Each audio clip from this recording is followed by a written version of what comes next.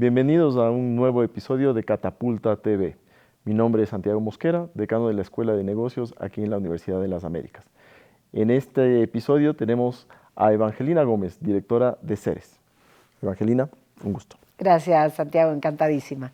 No hizo falta más de 10 segundos para delatar el acento y que tú no eres de acá. Así que cuéntanos, ¿qué te trajo por el Ecuador desde Argentina? Bueno, eso es que no tengo mucho acento ya. Llegué a vivir a Ecuador en el año 90. Justamente mi papá era parte de un grupo empresarial argentino muy grande que construyó el oleoducto de crudos pesados, el OCP, y pues vinimos supuestamente por 2 años y ya son 35 años que estoy en Ecuador, así que realmente, si bien me queda un poquito de acento, soy muy ecuatoriana. ¿Cómo te ha recibido el país? No, muy bien. Amo Ecuador. Soy muy feliz aquí. Creo que los ecuatorianos somos buenos hosts de ¿Sí? gente extranjera. Sí. Bueno, y mis hijos son ecuatorianos, mis sobrinos son ecuatorianos, ya hemos hecho nuestra vida acá. Okay.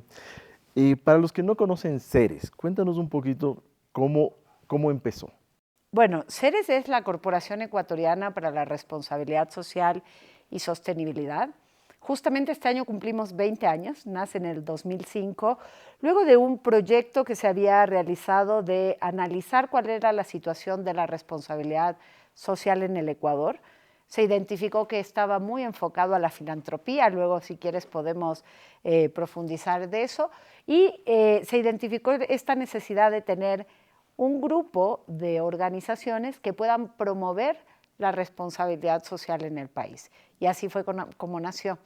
Hemos evolucionado como el concepto de responsabilidad social hacia sostenibilidad, pero para quienes no conocen sobre Ceres, básicamente funcionamos como una cámara especializada en sostenibilidad, donde las empresas, las ONGs y la academia, inclusive la UTLA es miembro de Ceres, trabajamos por este gran propósito que tenemos, que es hacer realidad un Ecuador sostenible. Se produce este proceso de migración de responsabilidad social corporativa a lo que es hoy ESG. ¿Cómo ves tú los temas de ESG primero a nivel mundial, después vamos a hablar de temas específicos para el Ecuador, pero cómo puedes dar un poquito de detalle para aquellos que no están familiarizados con el término? Sí, pero antes de ESG, claro, por favor. déjame dar un pasito para atrás para quienes no conocen. Las empresas empezaron a ver por los años 70 la necesidad de involucrarse mucho más con la comunidad, ¿no? Como un mecanismo de tener contentas a las comunidades donde operan, y hacían mucha filantropía, donaciones. Esas donaciones evolucionaron a un modelo de responsabilidad social, donde las empresas gestionaban en el ámbito ambiental y social esos impactos que tenían sobre la comunidad o sobre el ambiente y generaban proyectos para mitigar esos impactos. ¿Okay? Entonces pasamos de la filantropía a la responsabilidad social. Luego hay este concepto de desarrollo sostenible que nació allá a finales de los años 90, que dice que tenemos que tratar de preservar los recursos para las futuras generaciones. Y ahí es donde las empresas también empiezan a evolucionar hacia este modelo sostenible, que es un modelo de triple impacto, donde tú tienes en cuenta el desarrollo económico, el social y el ambiental. Y esos criterios ESG que tú mencionas son unos criterios que está pidiendo el mercado que las empresas se evalúen para ver cuán sostenibles son. Y ESG es de las siglas en inglés, en español es ASG o en castellano, que es Ambiente, Social y Gobernanza. Estamos evolucionando hacia allá, pero todavía tenemos un camino importante que recorrer. Dentro de cada uno de estos 3 componentes, ¿cuáles son los criterios principales que entran? Ok, verás, vamos con ESG. Me gusta empezar con la G primero a mí, que es la gobernanza. Es decir, en la gobernanza de la organización, cómo gestionas el gobierno corporativo, la ética, la transparencia y el comportamiento corporativo como tal, ¿no? Tener sistemas de gestión de integridad, mecanismos de denuncia, es decir, cómo la gobernanza de la organización permite justamente que tú mitigues el riesgo reputacional y generes confianza frente al mercado. En lo social En lo social es increíble la cantidad de cosas que abarca, porque se piensa que es únicamente el relacionamiento con la comunidad, pero ahí tienes colaboradores, tienes desarrollo de proveedores, tienes todo el tema de derechos humanos y la comunidad, y el relacionamiento con la comunidad es una de las aristas. Y si vamos a lo ambiental, en lo ambiental, cambio climático, gestión de residuos, oportunidades de inversiones ambientales, análisis de ciclo de vida de tus productos para minimizar el impacto. Es decir, cada uno de estos criterios no son aplicables en su totalidad, todos para todas las empresas. Va a depender del giro de negocio de cada una de las empresas. No es lo mismo la banca que el retail, que la industria, que el sector extractivo. Cada una tendrá que identificar cuáles de esos criterios son los que yo tengo que evidenciar frente al mercado, frente a mis grupos de interés, cómo los estoy gestionando. Desde ese punto de vista, ¿cómo le ves tú? Ustedes son una red, al final tienen muchos miembros. ¿Qué tan diversa es la base de su membresía? Bueno, es bastante diversa. Justo estuvimos haciendo estos días unos estudios, unos cruces entre nuestros miembros. Tenemos 125 miembros. Como te contaba, ONGs, academia y sector privado y empresas, ¿sí? Tenemos el 40% de la membresía es de, 60% es de empresas, 30% ONGs y el resto academia y otro tipo de sectores. Diversidad, sectores retail, extractivo, comercio, servicios financieros, o sea, y además de representatividad en provincias. Pero sacamos un dato súper importante, es que las empresas miembros de Ceres aportan al 17% del Producto Interno Bruto. Es enorme. Es enorme, porque es que en realidad son las empresas más grandes del país, no somos excluyentes, también tenemos empresas medianas y pequeñas, pero ahí tienes un potencial de transformación impresionante, porque las grandes empresas empiezan a pedirles criterios de sostenibilidad a su cadena de valor, entonces vas permeando hacia el resto de empresas la necesidad de trabajar en este tema. Esta explosión en número de membresías también se ha dado en los últimos años. ¿Cuál fue el detonante, si puedes identificar un año o un evento donde Ceres creció enormemente y después del crecimiento ha seguido bastante empinado? Sí, te puedo decir que cuando yo entré a Ceres, yo dirijo la corporación desde el año 2012. Ya estoy 13 años de los 20 que tiene Ceres y al principio tocaba evangelizar acerca de la Evangelina. Ahí está. Ahí está. Evangelizar sobre la importancia de la sostenibilidad y que es un buen negocio. Y cuando yo entré teníamos 24 empresas y ahora tenemos 125. Yo te diría que prepandemia empezamos a notar ya un despunte, pero ya pospandemia, o durante y pospandemia, ahí es donde te puedo decir que prácticamente crecimos un 40% en los últimos años, referente a lo que teníamos, ¿no? Pero esto se debe no solo a la necesidad o a la identificación de esas oportunidades de gestionar mejor las empresas, sino que también hay un boom normativo a nivel internacional que ya te está pidiendo que gestiones de manera sostenible los negocios. Creo que eso debe ser mucho más evidente para las multinacionales, donde si se implementan mejores prácticas en casa matriz, eso permea a los países. Pero en las empresas locales, ¿cómo has visto esa trayectoria? Bueno, a ver, como tú dices, las multinacionales vienen con las directrices de casa matriz y tienen que adaptarlas a la realidad local, pero los objetivos globales corporativos son los mismos.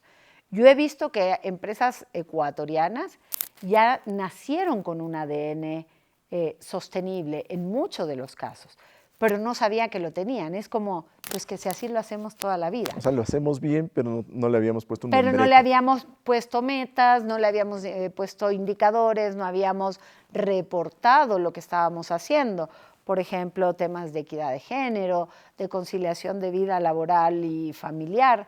No se da en todas, pero ya lo estaban haciendo. Ahora, hay muchas empresas ecuatorianas que tienen mucho potencial y que han crecido y que para acceder a nuevos mercados quieren salir a internacionalizarse, por ejemplo, al mercado europeo, tienes que tener criterios de sostenibilidad.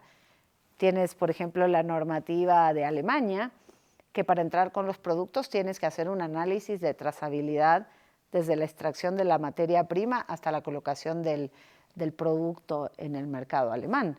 Entonces, ahí es donde dicen, bueno, quiero acceder a ese mercado, ¿cómo lo hago? ¿Cómo cumplo con esos criterios de sostenibilidad?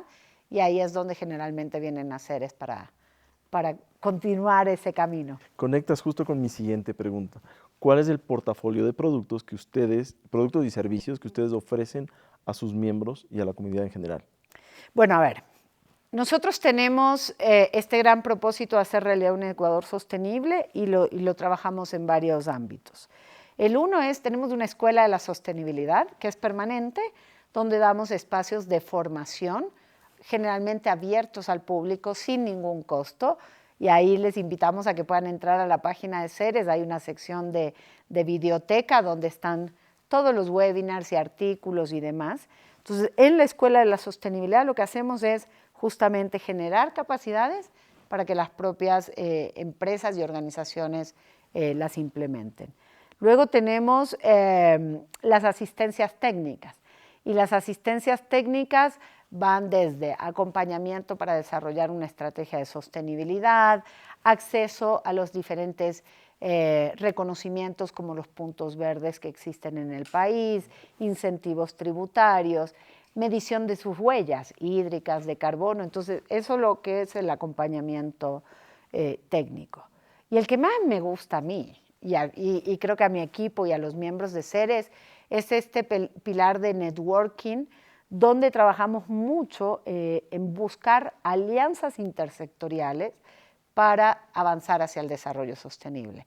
Entonces hacemos ruedas de proyectos, la última la hicimos aquí en la UDLA, fueron nuestros hosts, donde más de 60 organizaciones presentaron qué está haciendo cada una, y ahí se identifican oportunidades de colaboración empresa-empresa, empresa-ONG, empresa-academia. Es fabuloso. O sea, ustedes en ese caso tienen el rol de conector. Sí, somos unos catalizadores de esa búsqueda de alianzas, y entre broma y broma nos han puesto el apodo que somos el Tinder de la sostenibilidad. Porque vamos buscando que hagan match. ¿Ya? Justamente si estás tú trabajando en un proyecto educativo en un territorio y otra empresa viene con su programa de sostenibilidad vinculado a salud, pues bueno, juntas a los dos y logras maximizar el impacto. Y tenemos unas iniciativas bien interesantes de trabajo en clústeres. Entonces tenemos el clúster de cambio climático, el clúster de inclusión social y uno de gestión de riesgos. Entonces, en estos clústeres se juntan organizaciones con intereses similares y afines, y ahora estamos con un desafío de desarrollar co-crear un proyecto que pueda ser escalable a nivel de país, ¿no? Tanto para reducir las desigualdades como para mitigar el cambio climático. Y no me puedo quedar con el último clúster de gestión de riesgos, donde estamos creando, junto a la Cámara de Industrias y la Fundación Raíz, un centro de gestión de riesgos del sector privado, que lo que busca es mapear dónde están esos riesgos de desastres naturales, pero también qué recursos cuenta el sector privado para el momento de la materialización de un riesgo, podernos sumar y saber, ok, bueno, quién tiene agua, quién tiene logística, quién tiene, no sé, alimentos enlatados, para poder articular junto a la autoridad competente esa reacción frente a los desastres naturales. Y supongo que tuvieron ya algún rol en aquel terremoto del año 2016. Sí, claro, es el rol de articulador, ¿no? Es eso mismo. Entonces, el Estado generalmente, no es que es más lento, pero tiene su complejidad para poder reaccionar, y obviamente las necesidades son muchas, pero el sector privado reacciona de una manera muy ágil. Entonces, ¿cómo podemos articularnos? Y ahí es donde nosotros, pues bueno, oye, yo tengo 500 cajas de atún, ¿a dónde las llevamos? Mira, ¿no? Entonces, como Ceres teníamos esa capacidad de poder articularlo, no solo el terremoto, luego la pandemia, es decir, vivimos unos momentos complejos donde se te van materializando los riesgos prácticamente cada año. Mira, el año pasado el tema de energía, o sea, inundaciones, ya estamos bastante curtidos frente a eso. Te quería preguntar, en esta línea, cuando uno ve la membresía, y efectivamente tienes empresas grandes, y esto ya no es una moda. El tema de sostenibilidad, implementar criterios de ESG en las empresas, ya es una tendencia, ya dejó de ser una moda.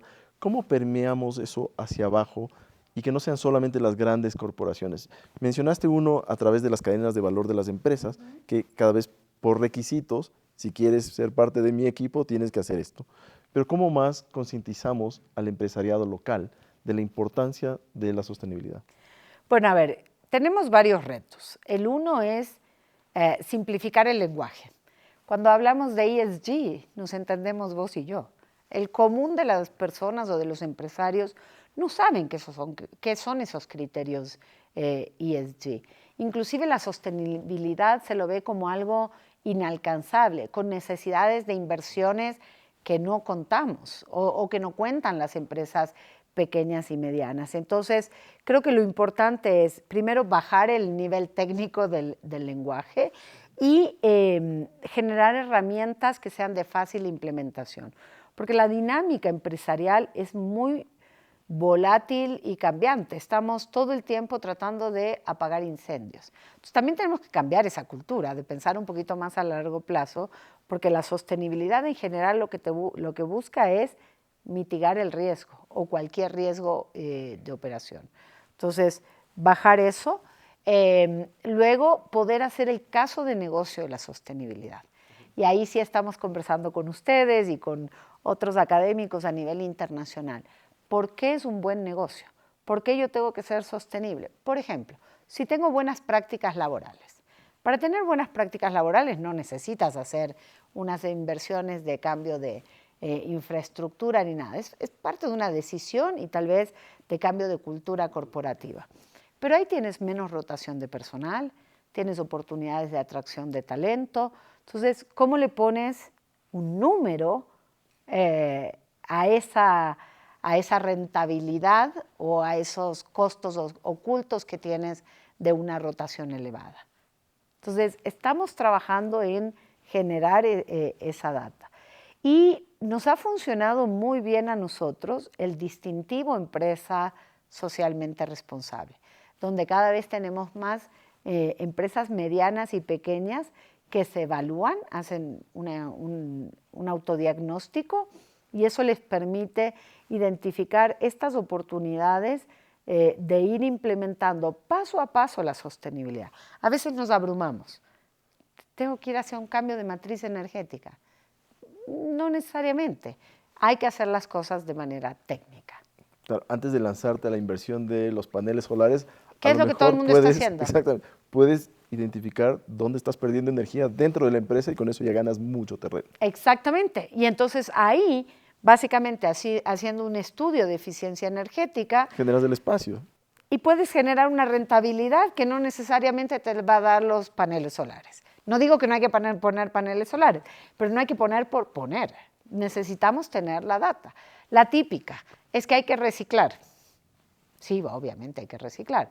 Pero primero consumes menos, pero ¿cuáles son esos impactos ambientales que tú tienes en tus procesos productivos? A lo mejor el reciclaje del papel al lado de la impresora, sí es como un saludo a la bandera, digo yo, pero puedes estar consumiendo más agua de la necesaria o más energía de la necesaria. Claro, no es hacer por hacer las cosas. Y ahora tenemos el gran desafío de que las empresas están metidas en inteligencia artificial sin saber qué es lo que quieren hacer, pero todo el mundo quiere tener licencia de ChatGPT para todos los empleados, lo cual es una pérdida de dinero y no está involucrado en la estrategia del negocio.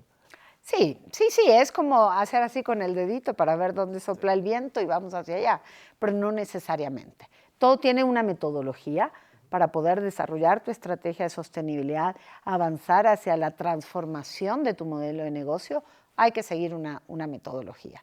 Y sí, puede ser que tengas una inversión inicial, no tienes que empezar con todo, basta la buena voluntad y empezar a dar esos pasos que ya cuando entraste no sales más, porque no es que hoy soy sostenible y porque ves los ya beneficios, no. claro que sí. Y entonces ahí es donde nosotros hemos empezado a ver que sí hay un cambio de paradigma y de mentalidad, porque lo primero que se recortaba antes, ¿qué eran? Las donaciones. Obvio, porque las donaciones no generan un ganar-ganar. Gana la comunidad, pero no gana la empresa. Pero ya cuando tienes este modelo de sostenibilidad, sí es ese ganar-ganar. Hablamos acerca de las empresas, de cómo permear hacia abajo. ¿Qué tanto ha cambiado el consumidor? Después vamos a hablar del inversionista. Primero el consumidor. ¿El consumidor está ahora más consciente respecto de cómo produce la empresa de la cual compra bienes y servicios o no? No. Todavía no. Yo creo que todavía no. Hay cambios. También hay que ver el vaso medio lleno en vez de medio vacío. Nosotros hicimos un estudio, creo que ya es 3 años, debe ser como 3 años, de percepción del consumo responsable y sostenible, y tenemos una campaña hermosa que se llama Hola Consumo Responsable, como dándole la bienvenida al consumo responsable en Ecuador. Y les preguntábamos en esta encuesta si los ecuatorianos se consideraban consumidores responsables y sostenibles. Más del 80% dijo que sí. Que sí. Que suena bien. Que suena muy bien. Pero cuando ya empezamos a preguntarles, bueno, ¿y tú te informas antes de tomar una decisión de compra? No. ¿Tomas una decisión de compra basado en criterios de sostenibilidad? No. Y sobre todo si lo analizamos en estratos socioeconómicos, ¿no? Obviamente el estrato socioeconómico más alto dice que sí podría comprar un producto sostenible versus uno que no es a un costo más elevado, pero ya estratos más bajos, no. Aunque no necesariamente los productos sostenibles son más caros. Eso también es un mito muchas veces. Entonces yo sí creo que todavía tenemos mucho que hacer. Tenemos empresas que están comunicando en sus productos la sostenibilidad. Les invito a todos a ver los códigos QR que hay en los productos, porque muchos te están diciendo qué hay detrás de ese producto y servicio. Pero no tomamos decisión de compra basados en criterios de sostenibilidad. Bajo ese principio, tampoco es tan importante el famoso greenwashing en Ecuador. No digo que sea lo apropiado, pero sí hay empresas y hay muchos escándalos a nivel internacional donde se alegaba buenas prácticas en varios aspectos de ESG y que al final no eran tan ciertos. En el caso del Ecuador, ustedes han podido identificar, obviamente sin dar nombres, empresas que dicen ser, pero no lo son. Sí, y productos que dicen ser y no lo son. Eso sí hay. La tendencia a nivel mundial, y va a llegar a Ecuador, ya está listo, no sé si lo pueda decir, pero bueno, un acuerdo interministerial para trabajar el tema para la implementación del ecoetiquetado en el país. Porque ahora le ponemos verde a todo. Sí, pero ¿quién dice que es verde? Yo, ahora que estoy vestida de verde, me puedes ver que estoy verde, ¿ok? Pero cuando un producto me dicen que es verde, que es reciclable, ¿quién me ratifica a mí que eso es así? Entonces, lo que se quiere es, primero, estandarizar qué es verde y qué no es verde. Verde, bio, eco, todo es verde, bio, eco. ¿Quién lo dice? Entonces, yo creo que el reto que tenemos en el país, uno es estandarizar las etiquetas, es decir, para que sepamos que este sellito tiene atrás una verificación de una tercera parte y demás, y de ahí educar a los consumidores para que puedan hacer esta selección. Pero sí, hay mucho greenwashing, y no solo greenwashing, ahora hay el social washing. Claro, green es pensando en temas ambientales. Social, sí. Empiezan a haber un montón de washings, pero también la responsabilidad la tenemos nosotros como consumidores, porque lo que nos dicen ahí, pues, así ha de ser.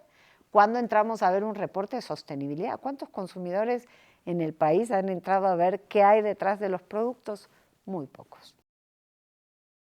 pasemos ahora, hablamos de las empresas, hablamos de los consumidores. Este es aún más primario todavía. A ver. El tema de los inversionistas. Inversionistas que efectivamente presten atención a las prácticas de las empresas para el tema de financiamiento. Okay. En Ecuador, sé que en realidad utilizando, por ejemplo, Bloomberg, uno puede hacer un sondeo muy claro de dónde están las empresas en temas de ESG. En el caso ecuatoriano es muy básico, muy básica la información. ¿Hay inversionistas que estén premiando a aquellas empresas que tienen buenas prácticas de sostenibilidad? Sí hay, tal vez no tantos como quisiéramos, pero yo creo que hay un gran avance desde el punto de vista, por ejemplo, la banca multilateral y de los bancos locales, inclusive ahora también la economía popular y solidaria, las cooperativas, están empujando a que las empresas demuestren justamente cómo están gestionando la sostenibilidad a través de estos criterios ESG. Voy a explicar un poquito. Si yo soy una empresa ecuatoriana y quiero expandirme a otros mercados o quiero construir nueva infraestructura y voy a un banco multilateral y le quiero pedir fondos, me van a pedir los criterios ESG. Inclusive, si voy a la banca nacional, los bancos tienen sus SARAs, que se llaman, que son sus sistemas de evaluación de riesgos ambientales y sociales. Entonces, los proyectos grandes de infraestructura, los de expansión, etcétera, tienen que pasar por ese proceso de análisis de riesgos ambientales y sociales. Y la normativa el año pasado se la aplicó también a las cooperativas de ahorro y crédito. Entonces, el momento de otorgar créditos, también hacen ese análisis. No un crédito que te otorgan a ti y a mí o a una pequeña pyme, pero si ya son proyectos más grandes, pasan por eso. Una consulta, ¿eso aplica para aquel financiamiento que viene de organismos multilaterales para garantizar que se cumple el objetivo para el cual fue otorgado ese crédito, o es una práctica ahora ya general? Ahorita ya es una práctica general. Se empezó a implementar desde, para que nos entiendan quienes nos están escuchando, hay fondos a nivel mundial que son captados por la banca local para colocar créditos a nivel empresarial, por ejemplo, ¿no? Entonces, esos fondos que vienen de organismos multilaterales o de inversores internacionales deben cumplir al momento de la colocación con criterios ambientales, sociales y de gobernanza. Pero aquí localmente ya la normativa establece que los bancos y las cooperativas también tienen que hacer esos análisis, no solo de los bonos temáticos o de esas captación de fondos internacionales. Sí he escuchado de un gran negocio de una empresa ecuatoriana que iba a ser vendida a un grupo internacional y cuya negociación se cayó por no haber tenido los criterios ambientales, sociales y de gobernanza medidos ni siquiera de manera adecuada, no los tenían. Hacia adelante, ¿es posible el Ecuador sostenible?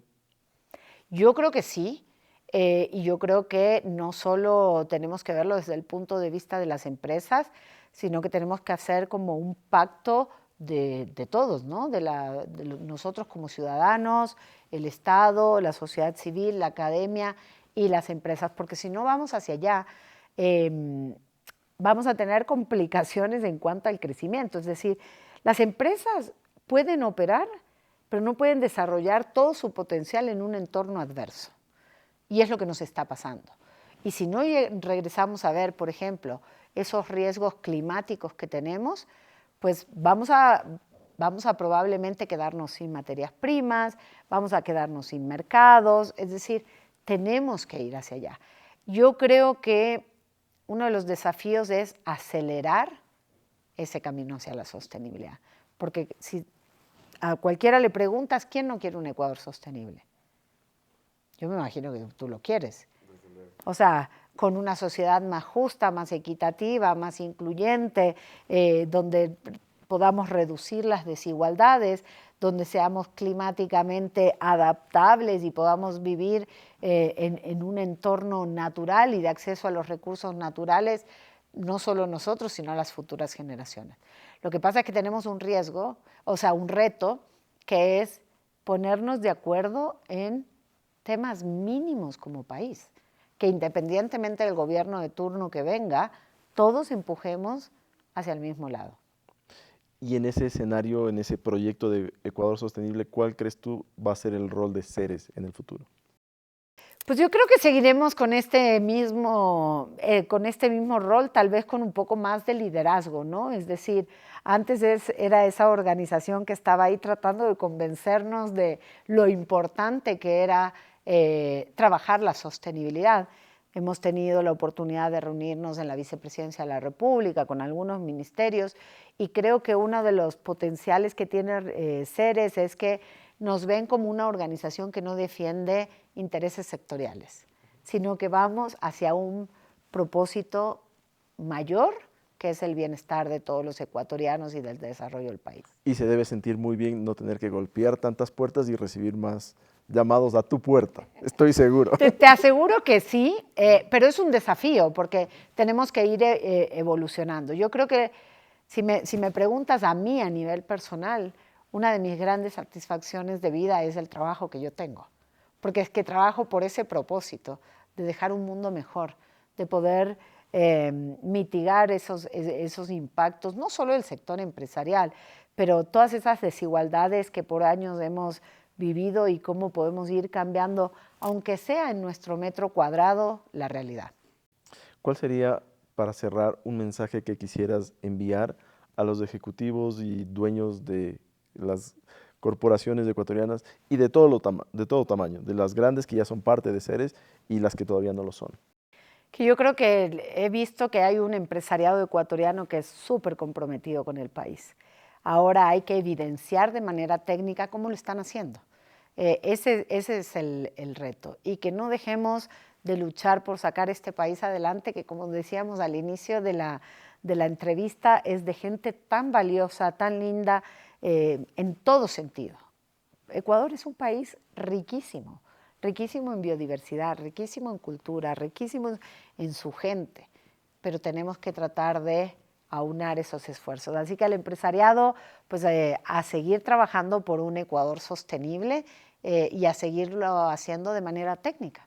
Si tuvieses la oportunidad de hablar con Evangelina en las épocas en las que se estudian las maestrías, y esto estoy pensando un poco en nuestros estudiantes de maestrías en negocios, ¿qué recomendación le darías a una persona que está en esa etapa de su carrera profesional?